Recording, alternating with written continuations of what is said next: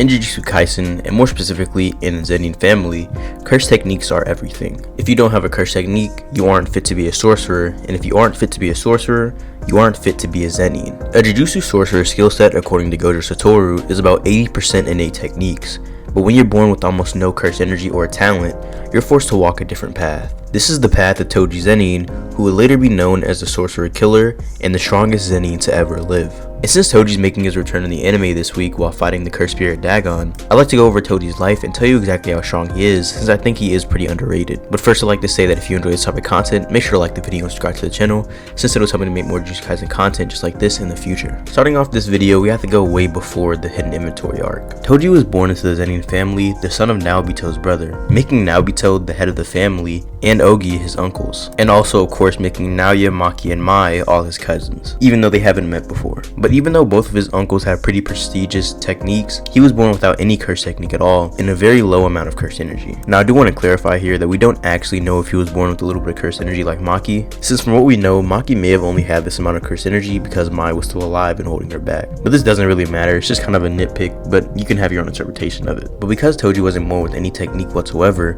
he was basically an outcast to the Zenin family. The quote I mentioned before about not being fit to be a sorcerer and not being fit to be a Zenin is an actual quote from the Zenin family and is pretty much their family motto. So due to Toji's low curse energy, he was basically ostracized by the family and was abused multiple times.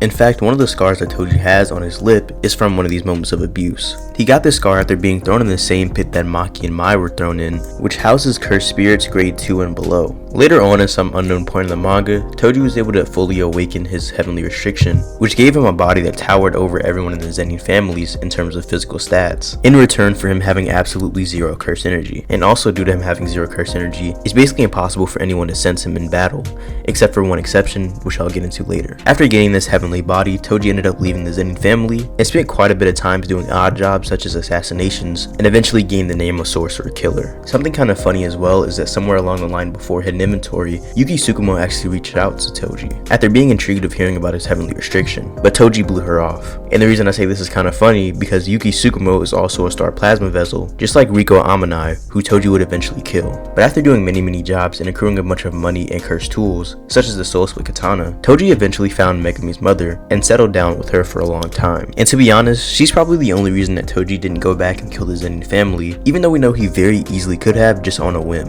But after Megumi's mother's death, he eventually decided to sell Megumi to the Zenin family due to his potential holding of an innate curse technique, which would turn out to be true and would turn out to be the 10 Shadows technique. And sometime after this, Toji went on to complete his final mission, which would be to take care of the star plasma vessel. Now for a little bit of context of this, we have to go back to Gojo and Geto, the strongest duo of the modern era of Jujutsu sorcery. These two strongest sorcerers are given the task of retrieving the star plasma vessel and delivering it to Master Tengen to stabilize him. But this task would prove very difficult, since there are two groups that want to kill Riko Amanai before she can assimilate with Tengen. Number one is the group named Q, which is an organization aiming to overturn the current Jujutsu world by having Master Tengen lose all reason. And number two is a star religious group known as the Time Vessel Association, which is a group that worships Tengen as a deity. Now Q wasn't really a problem, Gojo and Geto took care of them pretty easily, and to be honest, the Time Vessel Association wasn't even a problem for a while either. Since this group isn't specifically made up of cursed users or Jujutsu sorcerers, they had to resort to other means of killing Riko, that being paying off Toji Zenin, the sorcerer killer, to kill her for them. But Toji, instead of simply going to fight Gojo and Geto and killing Riko, decided to play it more strategically. Toji decided to put a 2-day bounty on Riko for $250,000. And of course, as soon as this hit the dark web, cursed users began spewing out of the woodwork. This was all in Toji's plan to wear down Gojo, since he's aware of the Six Eyes and the Limitless and how dangerous they can be, with him even saying that as long as they have Gojo with them, no one will be able to take out the star plasma vessel, to which his higher responds, "Not even you," to which Toji simply responds, "Good question." And a lot of people take this and the fact that Toji is trying to wear down Gojo and Geto to be an admission of inferiority to Gojo, which is just simply untrue. Toji, by saying he doesn't know if he could beat Gojo or by wearing him down, isn't him saying that he's outright weaker than Gojo, it's him simply saying he has no idea. All Toji knows about Gojo is that he has the Limitless and the Six Eyes, which most Jujutsu sorcerers probably couldn't handle in a fight. So to make sure that the chances of him losing are very low, he simply decides to wear them down and beat them that way. Because you have to understand, Toji's true ideals is not to be egotistical. He simply fights for money and money alone. He doesn't care about using underhanded tactics like wearing you down, since his reason for fighting isn't proving a point that he's very strong. He doesn't care about that. All he cares about is making money at the end of the day. But now that we've gotten that out of the way, we can get into probably the most interesting part of the video. After 47 consecutive hours of keeping their defenses up and protecting Riko Amane, the bounty on her has finally dropped, and the strongest sorcerers and Riko reach the Jujutsu High. As soon as they get there, everyone drops their guard, since they believe that no one is coming to collect the bounty anymore. And this is exactly the moment that Toji was waiting for. Immediately after Gojo turns his infinity off, Toji pounces on him, stabbing him in the back. We then get a flashback to the one and only time Toji was sensed while being behind somebody, and he was sensed by, of course, Kid Satoru Gojo. From what we know, the Six Eyes is the only disposition that allows you to sense things even without cursed energy. And due to Gojo having these extrasensory capabilities, this is why Toji decided to wear him down. But even though Gojo was stabbed in the back, he still uses a blue on Toji to push him back, and Geto combos this by throwing a cursed spirit at Toji, seemingly trapping the sorcerer killer inside of his stomach. We then get to see that even though Gojo was very fatigued, he still was able to react to this attack and make sure it didn't hit any vital organs. And after reassuring Geto that he's perfectly fine, he tells Geto to take Riko to Master Tengen since that's their top priority, and leave him to handle Toji. And as soon as Geto begins to leave, Toji slashes through his cursed spirit with a sword that he didn't have before and a cursed spirit around his shoulder. Toji then notices that the star plasma vessel is gone, and then says he was hoping to finish off Gojo with that one strike, but he must be getting rusty. And this is what leads me to believe that Toji during his fight with Gojo isn't at his full potential. Now there are two main ways you can interpret this statement. One, he's talking about assassination abilities, or two, he's simply speaking in overall terms. And I tend to lead toward the latter, because Toji during this fight and later on gets better and better speed feats, and simply performs better later on. I'll clarify all this once I get to that portion of the video, but for now, just understand my point is that Toji isn't at his full power while fighting Gojo right here. But continuing the fight, after telling Gojo that he was the one that put the bounty on Riko, Gojo throws a blue at Toji, which Toji is able to dodge. But Gojo says that he's not just fast, but he has zero cursed energy and it's all innate physical prowess.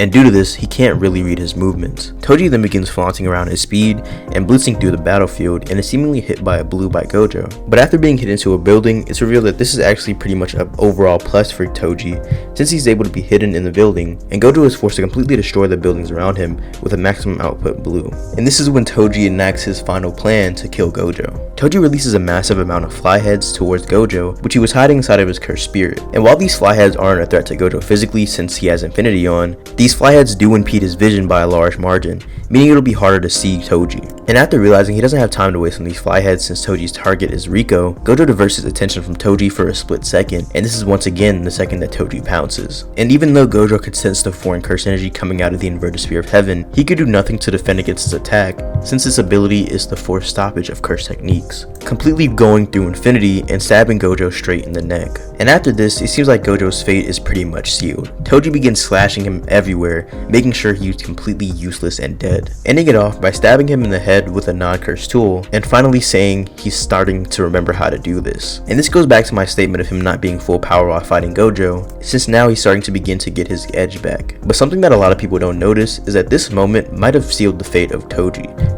And it's ironic because his own ego did it. Toji, instead of simply killing Gojo off with a cursed tool, decides to stab him in the head with a non-cursed tool. Now this is a little bit of headcanon, but it seems like it would be to simply cause trouble in the Jujutsu world by making Gojo into a vengeful cursed spirit. But another thing is Toji's immense happiness after killing Gojo. While sealing off his win and stabbing Gojo all around, he is smiling ear to ear. And it seems like he's enjoying it much more than someone with no ego should, since he hasn't completed his mission. In my opinion, this was the start of the downfall of Toji. This is when he starts to give into his ego, and what would later lead him to fighting and dying to Gojo. But before we go into Toji's final fight, we must first go after his fight with Geto. But to preface this, I do want to say that I believe that Gojo and Geto are completely equal. And if not completely equal, then at the very least, very relative to each other. Obviously, we don't know how he gets past infinity, but in physical stats, Geto should be around the same level as Gojo. Like I mentioned before, they both hold the title of the strongest together, and it's not just one of them being the strongest. This is farther supported by the fact that after Geto had left Jujutsu High, Gojo changed his goal to wanting to create a new generation of strong sorcerers who will never feel alone. This seemingly stemming from the fact that because Gojo was known as the strongest at this point in time, he was very lonely and had no one to share it with like he did with Geto in Hidden Inventory. And this is supported even more by the fact that in a volume extra, Gege Yakutami said that Gojo and Geto fight very often. And we aren't talking about just some random verbal fight or argument, we're talking about actual physical fights, as he's talking about how Geto is normally prohibited from using his curse technique on Jujutsu High's campus. class. So due to this, he'll usually inform the school beforehand, but sometimes he gets into fights with Gojo and uses it without permission. And despite the fact that they fight very often, Geto has no problem initiating a fight with Gojo and attempting to fight him. So it seems like they should be around the same level or equal, and with that being said, let's get into the fight between Geto and Toji. After killing his target Riko Amanai, he tells Geto that he killed Gojo Satoru as well. And this is something that also supports my idea of him losing to his ego during this arc. After killing Riko, Toji has basically no reaction, but after Geto asks him how he got here, he responds, "I killed Satoru Gojo," smiling once again, showing that even though Toji's only supposed to fight for money and fight for his target, he is much more happy when he's fighting for his ego. But this doesn't necessarily make him stronger, and I'll get into why later. After revealing how he carries his cursed tools to Geto, Geto stops him before he can fully reveal all of his abilities. This is because in Jujutsu Kaisen, when you're disclosing the information of your technique, it actually becomes stronger. And it's an inspiration that Gege took from Hunter x Hunter, which is a very good way to give exposition for a technique without the enemy seeming stupid while saying it. So not only was Toji seemingly weakened while fighting Gojo, he also didn't disclose his technique information. And of course I don't believe that disclosing the information would make him like 10 times stronger than Gojo or something, but it definitely is interesting to think about what would happen if he did disclose this information. Beginning the fight once again, Geto sends his most durable cursed spirit at Toji, and after being swallowed by it, Toji cuts right out of it like he did before with his katana. Now if you're an anime only, this little section of the video is going to be a little bit spoilery. Even though it isn't a super big spoiler, I'll put a tag on the video where I go back to things that have been covered in the anime. But later on in the manga, we figure out that this katana that he has is actually called the Soul Split Katana and allows him to sever the soul of the opponent, completely bypassing the toughness and the durability of the person, giving him insane amounts of one-shot capabilities. And just to clarify if you don't know, this is not the same sword that he used to cut Gojo in the beginning, but after slicing through Geto's most durable cursed spirit, he is then thrown in a simple domain. The Viz translation actually gets this translation very wrong, calling it an innate domain, which just isn't true. But after being trapped in the simple domain, he quickly escapes it, and it was really no threat to him, but he is sneak attacked by Geto, who attempts to sever his link between him and his cursed spirit. Since Geto's cursed technique is cursed spirit manipulation, he attempts to absorb this cursed spirit and take it as his own. And I don't know if this was explicitly said in the anime, but in the manga it's explained that this cursed spirit has a master-servant relationship with Toji, which is the reason why Geto couldn't actually absorb it. And this spells the end for Geto completely, since it left him completely open to an attack by Toji. He finishes the fight by cutting down Geto, but decides not to kill him since he doesn't know what would happen to his cursed spirits if he was killed. But once again, supporting what I was saying before about Toji's ego, while killing these sorcerers that are known as notoriously strong, he is smiling completely ear to ear. And if you don't completely get the point that I'm going to make, it's all going to come full circle in a few minutes. After delivering Riko Amanai's dead body to the Star Religious group, Toji leaves the building and is encountered with a familiar face, that face being the Gojo Satoru that he thought he had killed. Gojo then says that he feels like he's brand new and shows Toji a scar which is completely healed. Toji then says reverse curse technique and Gojo says correct. When you so kindly stabbed me through my throat, I gave up on fighting back and instead I focused everything I had into reverse curse technique. Curse energy is born from negativity. Even if you can reinforce your body, reconstructing body parts is impossible. That's why you multiply negative energy together to make positive energy. And since Gojo had an encounter with the verge of death, he understood the core of curse energy. He then tells Toji that he lost when he didn't cut his head off, and he didn't use a cursed tool when he stabbed him in the head. Toji then begins smiling once again, pulling out the inverted spear of heaven, and tells Gojo that the battle is just beginning. They begin fighting and Toji rushes at Gojo with a smile on his face, and Gojo is able to dodge his initial attack, and when Toji tries to counter, Gojo teleports away. And this was our first implication that something was off with Gojo, and he might have gotten a lot stronger, since teleportation wasn't something he was shown to be capable of with Blue before this moment. But after teleporting into the air, Gojo launches a curse technique reversal at Toji, creating his very first red. And this is where we got 100% confirmation that Gojo was not the same as before, since before in the manga he attempted to use red and completely failed. For some reason they changed this in the anime where he was seen almost using red and it pretty much like made a glow, but this doesn't happen in the manga. He just completely fails, and it honestly shouldn't even be possible what happened in the anime. But while being hit by this is once again another time where the manga and anime kind of deviate or leave it ambiguous, where in the manga Toji isn't explicitly shown blocking with the inverted spear of heaven, but in the anime he is. I do believe that in the manga he was supposed to block with the inverted spear of heaven, since he did say that this was his game plan after he being hit by red, and Gege works very closely with the anime, so I doubt he'd let something like this slide if it didn't actually happen. But either way, Toji's able to take this attack without breaking any bones. He then goes over all the abilities of the Limitless and says that none of them are a problem to him since he has direct counters to them. But even after saying all the counters he has to them, he still feels a sense of uneasiness. And in my opinion, this uneasiness is Toji's basically sixth sense telling him that he should be leaving right now. There is some evidence for this that I'll get onto later, but I do want to say that it is manga spoilers. But continuing on, Toji ignores his instincts and says everything is okay and continues fighting. He sends a bunch of rocks at Gojo to blur his vision, which are of course stopped by Infinity, and Toji begins wrapping his chain around Gojo for a blind spot attack. But Gojo is completely unamused by this and is simply conjuring up a new technique. Gojo says that since Toji is from a Big 3 family, he knows how the Limitless works, but the ability that Gojo is about to use is only known in the Gojo family and only known to a few. This ability is the mixture of motion and reversal, red and blue, which creates hollow purple, an imaginary mass that rushes forth, destroying anything in its path. And Toji is no exception to this rule. Toji's left side is completely gutted out by hollow purple, and this seems to have sealed his loss. But even before being hit by this hollow purple, Toji feels another sense of uneasiness. He thinks back to when he says that he doesn't work for free, and says that now that the awakened power of the Limitless stands before him, it's probably the greatest sorcerer alive. But Toji wanted to discredit and crush this, to become the pinnacle of the Jujutsu world and the Zenin family, all for his own self-affirmation, and this is where he deviated from his true self. And this is exactly what I was talking about earlier, where Toji is only supposed to fight for money. This is where he's at his full strength. It might seem a bit corny, but there is genuine evidence for his mindset changing, making him weaker. But the glimpses I mentioned before of him losing to his ego is where he truly began to lose himself and began to fight for reasons that weren't of his true interest. Like I mentioned, Toji is supposed to be an egoless person, with him even saying that he thought he had set such petty pride aside. Whenever Toji is fighting with a prideful heart, he is not truly at his strongest. The instincts and the uneasiness he felt before were his instincts telling him that he's deviating from his true self, telling him that the person that's standing before him isn't someone he can win against in his current state. But since Toji was killed by Gojo while not fighting at his full power, or his prime I should say, you might be asking, well, where does Toji truly scale? And there's actually quite a few places that you could take this. Most of them aren't mutually exclusive, so you can use multiple together, but I'll give you multiple interpretations of multiple statements, and you can interpret his strength however you would like. The first one I'd like to go over is the interpretation that Toji could be as strong as post RCT Gojo at his full power. And I'm not saying that full power Toji would win against this Gojo, but I'm saying that they should be closer in strength than they were before. This comes from a volume recap statement saying that Granny Ogi's seance technique revived someone that once fought on par with Gojo Satoru, this person being Toji Zenin. And for this interpretation, we have to go over what on par means. Generally used, on par should mean around the same level or relative in strength. From what we see, Toji clearly wasn't on par with Gojo before his RCT, since he completely dismantled and destroyed him. And even if you were to say that Toji had to wear him down, that doesn't matter since Toji himself wasn't his full power, and right after gaining his edge back, he's able to beat someone who's supposed to be equal to Gojo. So on par simply aren't the words to describe Gojo and Toji at those points in time. Virtually the only other way you could interpret it at that point would be it saying that at his full power, Toji would be equal to RCT Gojo. And it's not contradicted by Toji losing to Gojo, since it doesn't say that he fought on par with him then,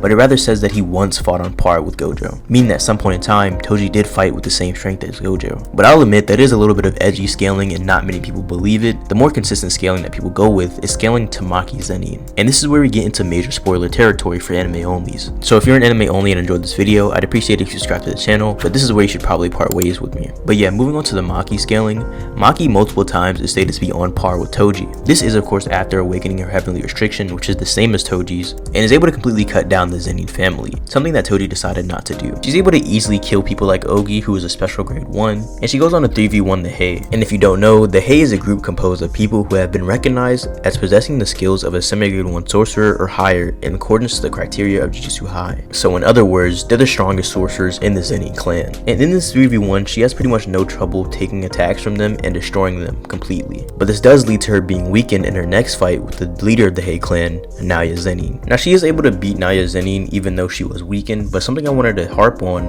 was the translation of this statement right here. Now what it says in the Viz translation is 24 times, right? You and Naobito aren't just fast, something felt strange. But credible Japanese translator and Japanese native, Lightning446, explains that the kanji used is actually supposed to be translated as uneasiness, the same as Toji did. This is why I mentioned before that the uneasiness that Toji felt was probably his instincts, just like Maki is feeling instinctual here, about the strangeness of Naoya and Naobito's technique. But the Naoya fight isn't really the main course of the Maki scaling. The real meat and potatoes comes in the 15-finger Sukuna fight. During the Culling Games, after Sukuna took over Megumi's body, he begins fighting Yuji and Maki. Yuji, of course, not being on the same level as them, is lagging behind a little bit, but he is able to keep up. But what's very interesting here is that Maki and Sukuna swap hands, and it's pretty obvious that even though Sukuna is able to block both Maki and Yuji's punches at the same time, Maki doesn't get hit once while Yuji does. She's even able to and she's even able to hit and throw Sukuna away. After throwing Maki off balance, Sukuna is able to punch Maki, but Maki simply takes this punch and spits out blood, to which Sukuna responds, haha, nice. They begin to do what seems to be a one-on-one, and we can't really tell who comes out on top. From what we can see, neither of them took significant damage, and they seem to be simply relative in speed. Now, most people would disregard this because Sukuna says that his curse energy output was lowered by Megami, but what's interesting here is that the translation that Viz uses is kind of misleading. Once again, Lightning 446 clarifies this and says that the translation should be closer to, probably when I try to hurt his comrades, this body strongly resists me and drops my curse technique's curse energy output. Meaning that rather than his physical stats being literally impaired, it's rather simply when he uses curse techniques that his output is impaired. Meaning that Maki was able to fully keep up with a 15-finger Sukuna in speed and hand-to-hand combat. This is pretty interesting. This is something that not many people in the series can say they would be able to do, and since we're of course going under the assumption that Maki and Toji are equal in strength, Toji would be able to replicate this feat most likely. Many people would throw out this line of scaling due to Toji being stated to be relative to 3-finger Sukuna by Megami, but this simply isn't what the statement says. All Megami is referring to when he says he might be as fast as 3-finger Sukuna is the fact that he's getting blitzed by both these opponents. It's like me saying that this bullet is as fast as light because I can't perceive both of them. I can't make that assumption fairly, and I'm not saying that they're relative in speed, but I'm rather saying that they can both blitz my perception. So rather than 3-finger Sukuna being Maki and Toji's peak, it's more like they're at least at that level. But then again, I would like to say that I don't believe that Toji is full power when he is summoned by Granny Ogi. Of course, I do know the statement that says that he is summoned at his full power because he's named Toji Zenin or whatever, but this is mistranslated by Viz. And since Toji isn't fighting for money like I mentioned before, which is his main goal and what makes him the strongest, it wouldn't seem that he would be full power due to his mindset. So no, Toji isn't simply 3-finger Sukuna level. In conclusion, there are multiple ways you can scale Toji, but he's at least at the same level as pre-RCT Gojo. Him wearing Gojo down isn't something that you can say is an anti-feat for him since it was just a precaution. But at the highest level, you could probably scale him to somewhere around 15-finger Sukuna level due to the Maki scaling that I mentioned before. But that's all I have for today. If you enjoyed this video, make sure to like the video and subscribe to my channel, since it'll tell me to make more Jujutsu Kaisen content just like this in the future. But yeah, goodbye.